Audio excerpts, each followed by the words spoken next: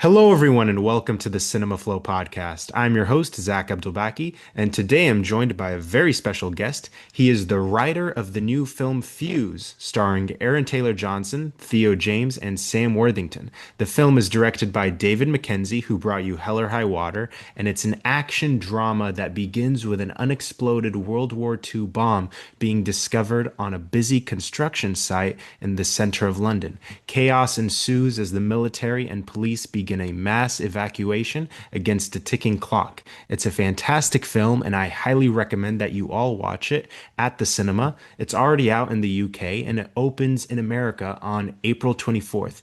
Now, please welcome to the show the writer of Fuse, Mr. Ben Hopkins. How are you doing today, sir? Very well, thank you. Yeah, thanks Thank very much for inviting me. Of course. Thank you so much for taking the time to do this episode. It's an honor to speak with you. I genuinely loved the film. It was super entertaining and unpredictable. You really had me at the edge of my seat with this one. I gave the audience a little taste of the plot, but can you describe in your own words what the film is about and where the idea came from? Well, I'll go to the idea because it's quite a nice origin story. It began in Bulgaria in the Sofia Film Festival, where I was on the documentary jury and David Mackenzie was on the fiction film jury of that festival. And there was a jury lunch for members of all the juries. And I just by chance happened to sit next to David, who I'd never met before. And we drank a lot of Bulgarian wine and some Bulgarian rakia and got very drunk and had a really good chat. And, towards the end of the chat, I said, I'm because I was mainly known as a director of those days rather than as a writer. I said to him, I'm now mainly writing for other directors. So if you've got anything for me, it would be great to work together. And he said, well, yeah, we're a bit drunk now, so let's meet again tomorrow when we're sober. And so we did. We walked around Sofia, which is a great city. I really loved it, and discussed a few ideas. And one of them was David's idea. He just said, why not have some two high tension things going on at the same time somehow, a bank robbery and a bomb disposal? How would that work? We had to find some way of fitting those two together. And I found that a very intriguing idea. It's a kind of double stakes action movie. And the first idea I came up with was Iraq, because it's sort of in obviously a lot of bombs and unexploded ordnance and IEDs and so on in Iraq, and also a lot of money being flown in by the United States. Have planes full of $100 notes being flown in. But that proved to be a bit too political. And so over the next 5, 6 years, we every now and again, in between his other films and so on, we had conversations and tossed up ideas and threw them around, and eventually landed on the setup that we have now. So it took, 4 or 5 years, I think, before we arrived at this particular version of the story. But yeah, all began in Bulgaria and alcohol. That's how, most good movies begin with getting drunk, and then the next morning you're like, I got an idea. So, what is it about the script that you think attracted all of these high caliber actors? Because you have such a great cast in this film. Yeah, it is a great cast. I think, the script got a lot of interest. It read really well on the page. I mean, it's by far the most successful screenplay that I've written. The one that my agent sent out to a lot of people just as a sample script and so on. It got a lot of interest. And I think it even worked better on the page than it does on the screen in a way that that you go the developments that you don't see coming, the twists, the surprises, really kind of creep up on you, and then suddenly you go, "Oh God, I hadn't thought of that." And it was a lot of people have told me it's a very exciting page turning read. And I assume that's what attracted the actors, because actually, it's not a film that has a lot of dialogue or a lot of kind of character work for the actors to get their teeth into. It's pretty much wall to wall action. It's very fast moving. It's particularly well edited, I have to say. I forget the editor's name, but he did a great job. It's a fast moving action movie. Mm. Absolutely. And you mentioned that you and David kind of started this with the idea. So, did you go off and write a first draft and then he gave notes and you kind of had that back and forth? Is that how the development went for this? Sure. The main thing was the difficulty was to get him to read anything because he was so busy doing Particularly when I got the best idea, the best version together. He was very busy doing a Netflix production called Outlaw King, a massive film, Scottish Middle Ages, a very big production. And so it was actually on my birthday that I managed to get him out of the cutting room of that film in London and say, "It's my birthday, so you're taking me for lunch, and after lunch you're going to read this treatment." He said, "Okay," and that's what he did. He bought me lunch and then read the treatment and said, "Okay, we should hire you, get a contract for you for this work." I mean, he could. After 5 years of chucking around ideas, he could see that I've actually kind of nailed it. And then I wrote two or three drafts with meeting with him and his notes in between. And then with that a third draft, I think pretty much it got greenlit. That's cool. Were there any films that you watched while writing this one that inspired you in any way? Oh, plenty. Yeah. I mean, I like heist movies, but they all kind of often they interchange with each other in my memory. Like I can't remember which one was the one where someone did something with a drill, and which one was the one with. So I rewatched a lot of classic heist movies. Inside Man. What else? Oh, Rafifi. There's a Don Siegel film, Don, Charlie Varick. Charlie Varick. Yeah, that's one of my absolute favorites, and one of David's as well. And also, of course, for the bomb element, films like The Hurt Locker, for instance, are very important in my mind. Yeah, which is a brilliant film. And there's a Powell and Pressburger film. I think it's called The Small Back Room, about a bomb disposal expert. And yeah, I mean, I watched a lot of films to get myself in the mood. Yeah. what is your day-to-day writing process like? Do you sit in the office or do you like to go to a coffee shop or a library and write in public? What's your preference? Well, I'm talking to you now from my office, which is a shared office, but I have a room to myself, which is very important. There's no way I could write in a cafe or any environment where I'm not entirely alone and silent. I used to write to music when I was young, but I can't do that anymore. The process is that I have a cabin in the forest in the Harz Mountains, 2 hours drive from Berlin. When I need ideas, I go there for 3 or 4 days where I'm completely on my own. The 50 meters from the cabin, the forest starts, and I can just walk out into the forest. And, on a Wednesday in November, I won't see anyone for 20 kilometers. And I walk, in the old days, I used to have a dictaphone. I walked with a dictaphone with a cassette in it, talking my ideas into the dictaphone. Now, of course, I have a telephone and talking to that. So I walk around the forest recording ideas. And then once I have the ideas of what I'm going to write, it's very easy for me just to turn up in my office like any white collar worker from 8 in the morning till 5 in the afternoon and sit down and do the writing part of it. I'm a very disciplined writer, like Charles Dickens or Thomas Mann or someone. I start at 8 o'clock in the morning. I work for 4 hours with two coffee breaks. I then have lunch. I then have a nap. Very important. 30-minute recharging of batteries, and then do another 3 or 4 hours in the afternoon. It's like any other job, but important to underline that thing. I wouldn't be able to do that if I hadn't had the 3 or 4 days on my own in the forest, in the snow, in the rain, in the wind, in the sun, whatever it is, walking around, coming up with the ideas in the first place. I do this 4 days a week. The other 3 days, I am, I have young children, a 12-year-old and a 5-year-old. On those 3 days, my wife comes to the office and I stay at home and, shop, cook, look after the kids, whatever. Do my fatherly duties and husbandly duties on those days. Yeah. So between my wife and I, we divide the work between us. Did you get to visit the set for this film at all, or did you just say, you guys got this? I could have done. I didn't in this case. I grew up in London, and my mum's still there. My brother and sister are still there. I knew exactly where they were filming. In fact, it's quite nice. I set it in this part of London, Paddington, Edgware Road. It's one of my favorite cities to visit.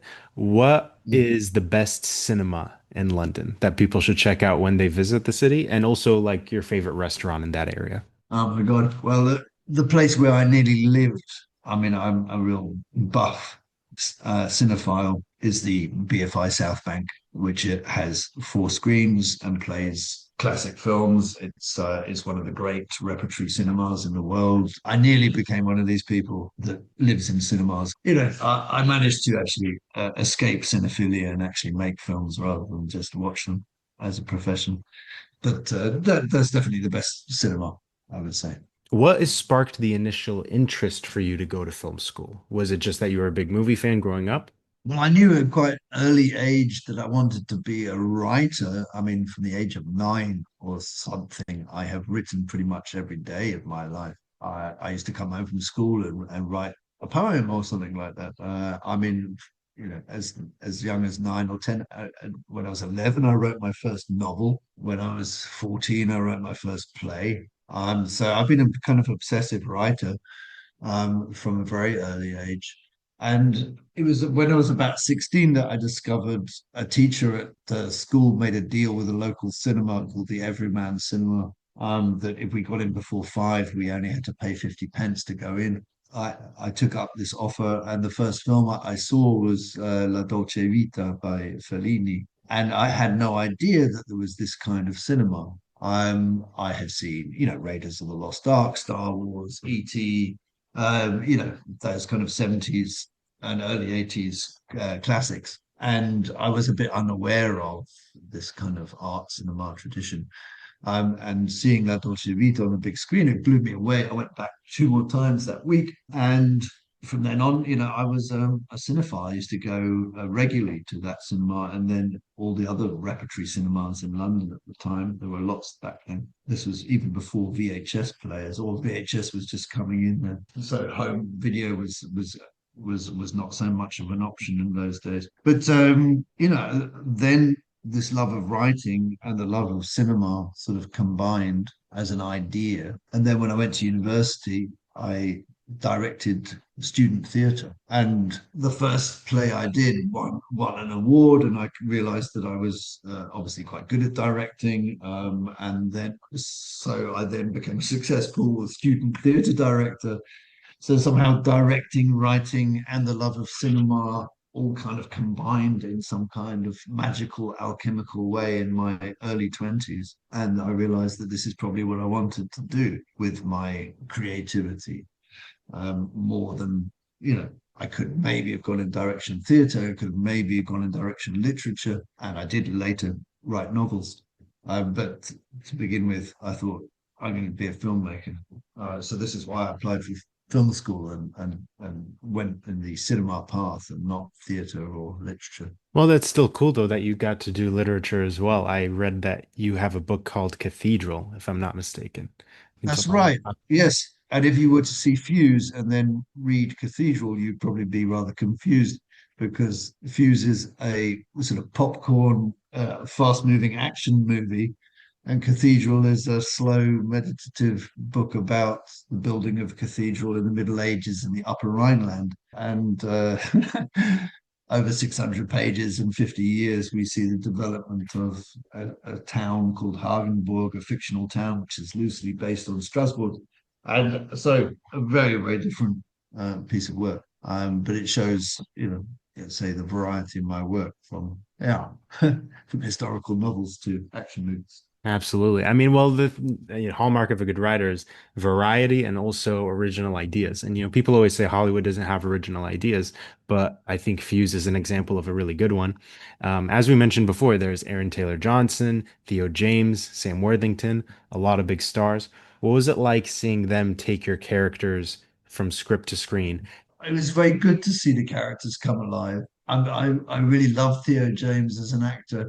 The way I wrote his character was very different. On the page, he's a very different kind of person. And when Theo's name came up as an actor for that part, I was a bit surprised because, just physically, I'd written him as a small, thin guy, right? A kind of weedy, kind of nerdy kind of person, which Theo is not. So I was a bit surprised, but because I love his work so much, I loved him, especially in The Gentleman. I was very pleased, that he was in the frame for the part, even though it was completely different from my imagination. So yeah, there you go. Yeah, he did a great job, but it was completely different from what I'd imagined all those years. Yeah. I especially loved Aaron Taylor Johnson in this movie. I felt like he could be Bond if they were so inclined to ask him. Yeah. Yeah, well, I think he'd be good at that. He certainly, came up as a name for that role at some point. When people watch the film, what do you hope they take away? I mean, it's obviously a super fun 90-minute action film. But also, were there any like themes that you wanted to explore, you hope people take away from it, or just, the pure adrenaline rush and entertainment? Well, it is mainly a piece of entertainment, and it's a genre film, an action movie, a thriller. If there's anything kind of, like a message or something like that, it comes at the end, which is kind of also the beginning of the film without giving anything away, where we see that three people working together can save themselves, can, help. Yeah, collaboration, solidarity, working together, being a team is necessary in life rather than being an individual winner.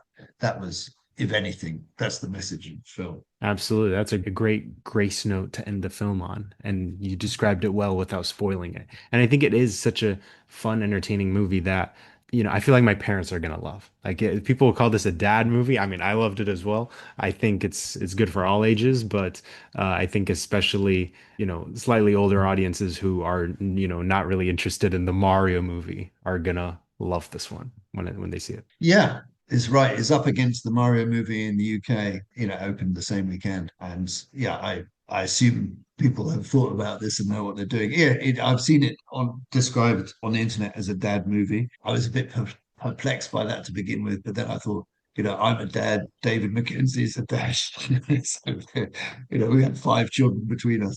Probably it's a fair description. What are some of your previous films that people should check out that you want to recommend? And also, what is next for you? Yeah, previous films. I mean, it's difficult because I've done such a wide variety of work.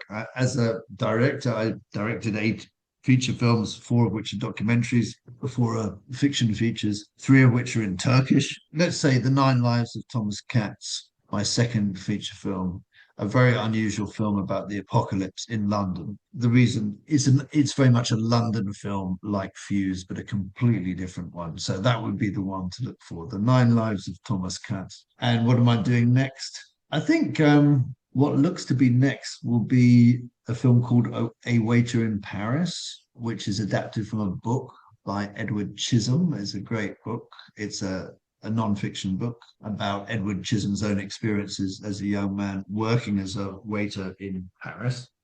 It's in the title. The producers have just signed up a rather big young actor to play the main role. It's not been announced yet, so I don't think I should say his name. And it's set for a shoot later this year, towards the end of the year. So that, I don't think it's 100% greenlit yet, but it's looking very promising. I think that's probably the next thing that's going to come up. Yeah. That's awesome. We got the scoop, or slightly Yeah. the scoop. Yes, yeah, it's not been announced. I think, yeah, there's no definite green light yet, so we can't say it's an announcement. It is looking promising.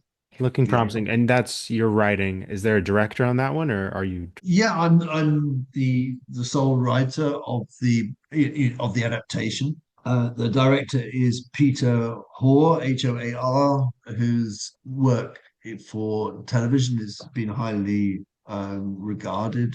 It's a Sin. He was one of the directors, or the main director on that. And he also directed the episode of Last of Us. And, it will be, I think I'm right in saying it will be his first feature film, even though he's a television director of many years of experience. I've met him a couple of times, a fantastic guy. I think he'll do a great job. Yeah. That's awesome. Well, I hope you come back on the show to talk about that when it comes out. Hopefully, fingers crossed. Yeah, fingers crossed. Yeah, yeah, it's looking promising, but nothing is noch nicht in trockenen Tüchern, as we say in Germany. I'm trying to think of what the English equivalent of that is. It's not yet in the bag. I think yes, it's not yet in the bag. Do you speak German and Turkish, or how many languages do you speak? Because you sound pretty international. I speak five languages. Turkish at home. My wife is Turkish, and English. Obviously, I was born. Well, I was born in China, but I grew up in London. German and Italian. I studied at university.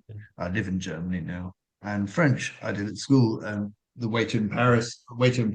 Half the dialogue is in French, and it was corrected by a French guy with not many corrections. So I mean, yeah, I'm quite proud of that. But also yes, I've written. I mean, the only other language I've written screenplays in is German. It makes sense. You're a writer, so language is, a huge part of your life. So Yeah, and learning all these other languages has enriched my intellectual world, my horizons. It's allowed me to travel a lot and to work for a variety of producers around the world and from different countries and cultures. So I'm not just stuck in Soho like a lot of English writers, writing purely for British audiences. I've written stuff for Bulgarians, for Greeks, Italians, Americans, Brits, Germans, of course. Yeah.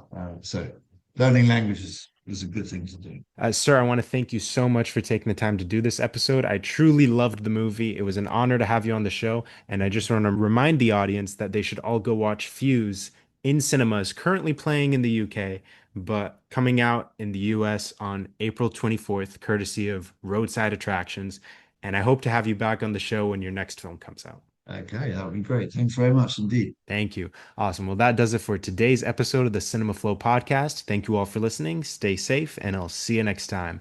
Bye bye.